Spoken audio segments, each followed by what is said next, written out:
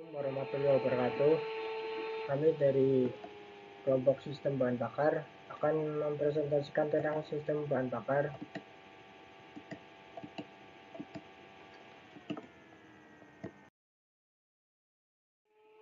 Saya Taufik Arifia akan menjelaskan tentang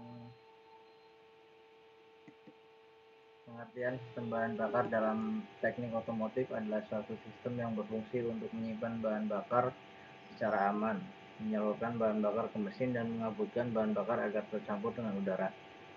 Fungsi sistem bahan bakar secara umum, mesin bahan bakar merupakan salah satu bagian dari kendaraan yang berfungsi menyimpan bahan bakar dan menyalurkan ke seluruh bagian mesin. Selain itu, sistem ini pula yang kemudian mengabutkan bahan bakar supaya tercampur dengan udara.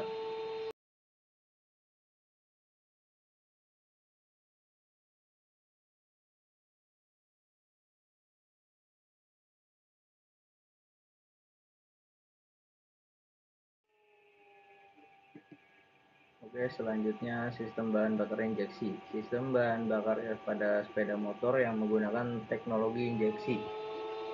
Bahan bakar elektronik di mana bahan bakar diinjeksikan ke dalam mesin melalui injektor yang dikontrol oleh uji kontrol mesin atau ESU.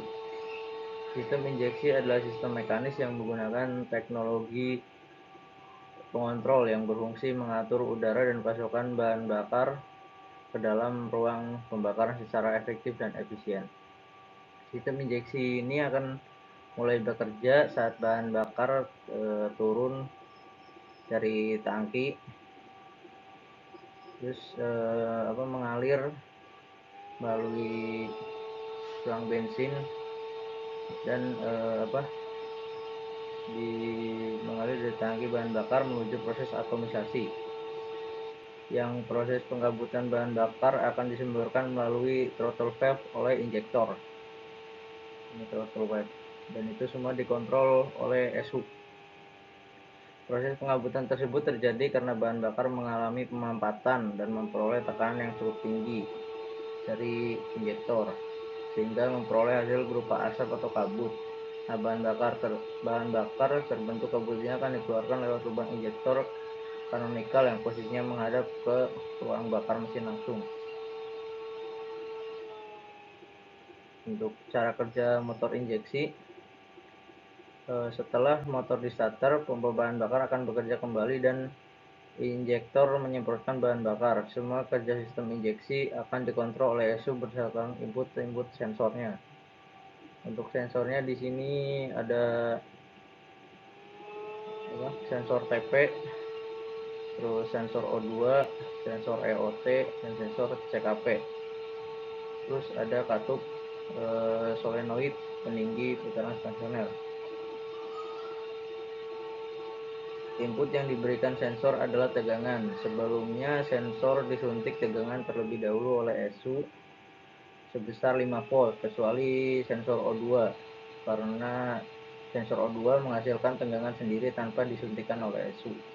Sensor-sensor ini adalah variabel resistor yang sifatnya memberikan tahanan ketika arus yang diberikan hambatan secara variabel, maka tegangan yang dikeluarkan akan berubah-ubah sesuai besaran hambatannya.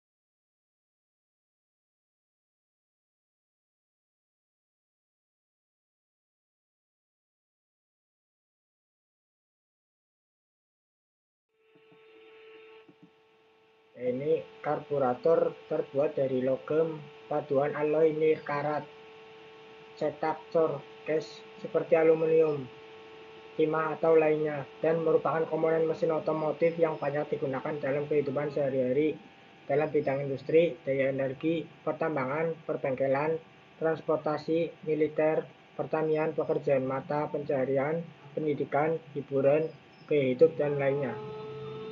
Ini gambar karburatornya. Ya, sistem kerja karburator pada dasarnya bekerja menggunakan prinsip Bernoulli. Semakin cepat udara bergerak, maka semakin kecil tekanan statisnya, namun makin tinggi tekanan dinamisnya.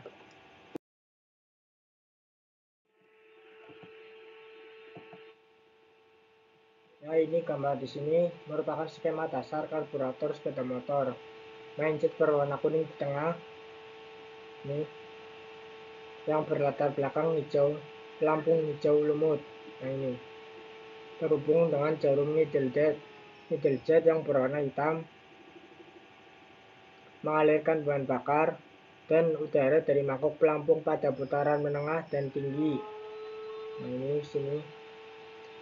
Di samping kanannya ada pilot jet juga berwarna kuning yang lebih kecil pada putaran langsam.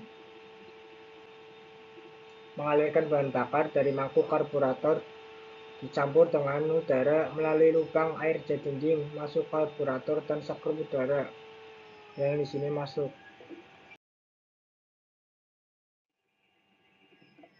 Ya, di sini ada komponen karburator beserta fungsinya. Yang pertama, satu, mangkok pelampung karburator atau disebut dengan float chamber. Mangkok pelampung karburator atau float chamber berfungsi untuk menampung sementara bahan bakar dari tangki sebelum diproses. Dua, pelampung atau float.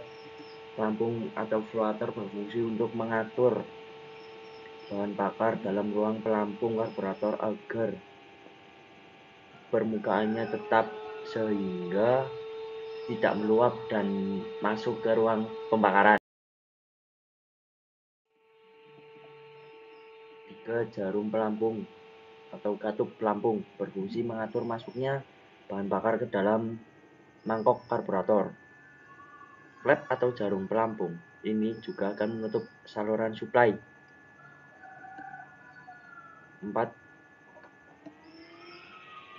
Ya, skep atau katup gas atau disebut juga throttle valve. Skep atau katup gas berfungsi untuk mengatur jumlah campuran bahan bakar dan udara yang akan dialirkan dalam ruang bakar atau silinder. Yang kelima, per atau pegas berfungsi untuk mengembalikan posisi skep atau katup gas pada posisi terendah saat kabel gas dilepas atau tidak digas. Yang keenam, ada jarum skep atau jarum gas, bisa juga disebut dengan jet needle, yang berfungsi untuk mengatur besarnya semprotan bahan bakar dari nozzle utama pada waktu motor digas dengan pembukaan katup 1/4 sampai dengan 3/4.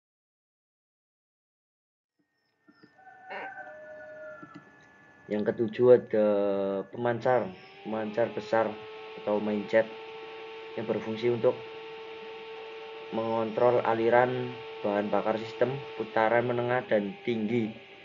Semakin besar ukuran, semakin besar pula bahan bakar mampu dialirkan. Biasanya terletak dalam mangkok pelampung. Yang kedelapan, pemancar kecil atau stasioner. Bisa disebut juga slow jet atau pilot jet. Pemancar kecil atau stasioner berfungsi untuk mengontrol aliran bahan bakar pada sistem putaran rendah dan menengah.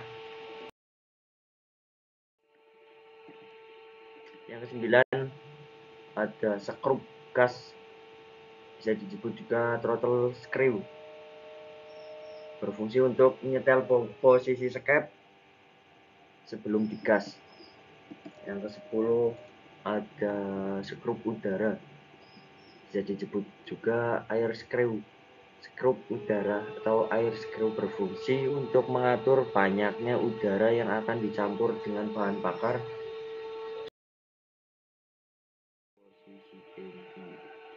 Terima kasih. Yang terakhir ada katup cok, berfungsi menutup udara luar yang masuk ke karburator sehingga gas menjadi kaya digunakan pada waktu start. Ya, di sini ada beberapa pertanyaan yang diberikan oleh teman-teman. Yang pertama, ada cara perawatan sistem bahan bakar, karbu, dan injeksi. Yang pertama, ada bahan bakar karbu.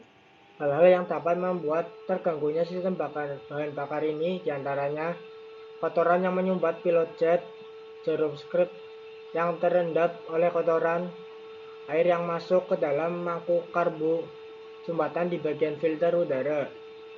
Cara perawatannya yaitu yang pertama, bersihkan filter udara secara rutin. Yang kedua, buka penyumbat mangkuk karbu setelah berurusan dengan air. Yang ketiga, setel skrup idle dan RPM dengan pas. Yang kedua, bahan bakar injeksi. Hal-hal yang mengganggu sistem injeksi adalah kerusakan sensor injeksi, penyumbatan injektor, lemahnya fuel pump dan relay valve, tegangan baterai yang kurang. Cara perawatannya yaitu 1. Rawat aki motor Anda. Yang kedua, kuras tangki bensin secara berkala. Yang ketiga, jaga kebersihan filter udara. Yang keempat, gunakan bensin beroktane tinggi. Yang terjadi jika FI menggunakan bahan bakar solar. Sebenarnya penggunaan bahan bakar tergantung pada mesin yang digunakan. Misalnya ada diesel yang diinjeksi dan mesin tersebut menggunakan solar. Jika penggunaan bahan bakar tidak sesuai prosedur akan mengakibatkan kerusakan pada komponen mesin. Terus yang selanjutnya, apa yang terjadi jika tekanan injektor terlalu rendah? Misalkan pada mesin diesel, bila tekanan bahan bakar ke injektor mesin diesel common rail berkurang, maka bisa menimbulkan beberapa masalah pada mobil. Efek yang bisa dirasakan langsung adalah penurunan tenaga mesin secara drastis. Ini karena mesin diesel membutuhkan tekanan tinggi agar dapat menyemprotkan bahan bakar dengan baik. Ya, sekian dan terima kasih dari kelompok kami. Kurang lebihnya mohon maaf. Assalamualaikum warahmatullahi wabarakatuh.